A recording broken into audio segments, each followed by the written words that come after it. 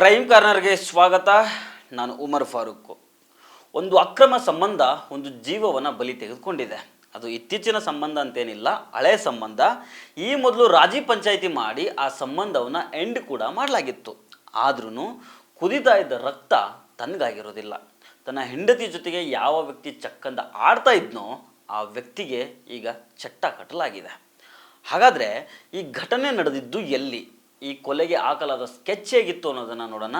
ಆದರೆ ಅದಕ್ಕೂ ಮೊದಲು ನೀವಿನ್ನೂ ನಮ್ಮ ಚಾನಲನ್ನು ಸಬ್ಸ್ಕ್ರೈಬ್ ಮಾಡಿಲ್ಲ ಅಂದರೆ ದಯವಿಟ್ಟು ಸಬ್ಸ್ಕ್ರೈಬ್ ಮಾಡಿಕೊಳ್ಳಿ. ಈ ವಿಡಿಯೋವನ್ನು ಕೊನೆಯ ತನಕ ಮಿಸ್ ಮಾಡದೆ ನೋಡಿ.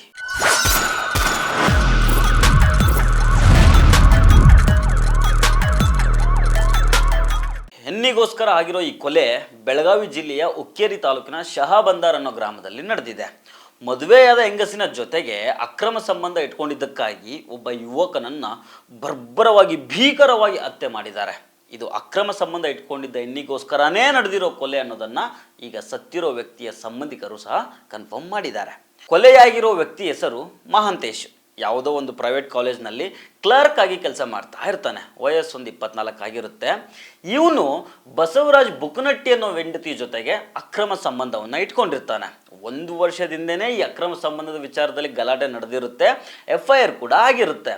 ಅದಾದಮೇಲೆ ಪಂಚರ ಸಮ್ಮುಖದಲ್ಲಿ ರಾಜಿ ಸಂಧಾನ ಕೂಡ ಆಗಿರುತ್ತೆ. ಇದಾದ್ಮೇಲೆ ಮೃತ ವ್ಯಕ್ತಿ ಮಹಾಂತೇಶ್ನ ಸಂಬಂಧಿಕರು ಹೇಳೋ ಪ್ರಕಾರ ಈ ಮಹಾಂತೇಶು ತನ್ನ ತಪ್ಪನ್ನು ತಿದ್ದುಕೊಂಡು ತೆಪ್ಪಿರ್ತಾನೆ. ಆ ಹೆಂಗಸಿನ ಸವಾಸೋದಕ್ಕೆ ಹೋಗಿರೋದಿಲ್ಲ. ಆದ್ರೂ ಮಹಾಂತೇಶ್ನನ್ನ ಹಳೆ ಸೇಡು ಇಟ್ಕೊಂಡು ಬಸವರಾಜ್ ಬುಕ್ನಟ್ಟಿ ಕೊಲೆ ಮಾಡಿದ್ದಾನೆ ಅನ್ನೋದು ಮಹಾಂತೇಶ್ ಕಡೆಯವರು ಮಾಡ್ತಾ ಇರುವಂತಹ ಆರೋಪ. ಹಳೆ ಸೇಡನ್ನು ಇಟ್ಕೊಂಡು ಮಹಾಂತೇಶ್ನನ್ನ ಬಸವರಾಜ್ ಕೊಲೆ ಮಾಡಿದ್ದಾನೆ.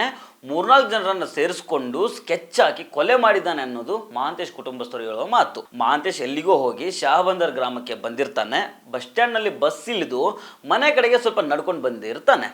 ಈ ಮಧ್ಯೆ ಹಂತಕರು ಅಲ್ಲೇ ರಸ್ತೆಯಲ್ಲಿ ಪೊದೆಯೊಳಗೆ ಕೂತ್ಕೊಂಡು ನೋಡ್ತಾ ಇರ್ತಾರೆ.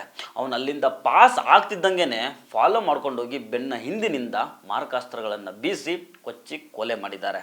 ಲಾಂಗು ಮಚ್ಚುಗಳಿಂದ ಕತ್ತು, ಬೆನ್ನು, ಹೊಟ್ಟೆ ಸೇರಿದಂಗೆ ಎಲ್ಲಿ ಬೇಕಲ್ಲೂ ಮನಸ್ಸಿ ಬಂದಂಗೆ ಕೊಚ್ಚಾಕಿರ್ತಾರೆ. ಸಾಯಿಸಿದ ಮೇಲೆ ಅಲ್ಲಿಂದ ಎಸ್ಕೇಪ್ ಆಗೋಗ್ತಾರೆ.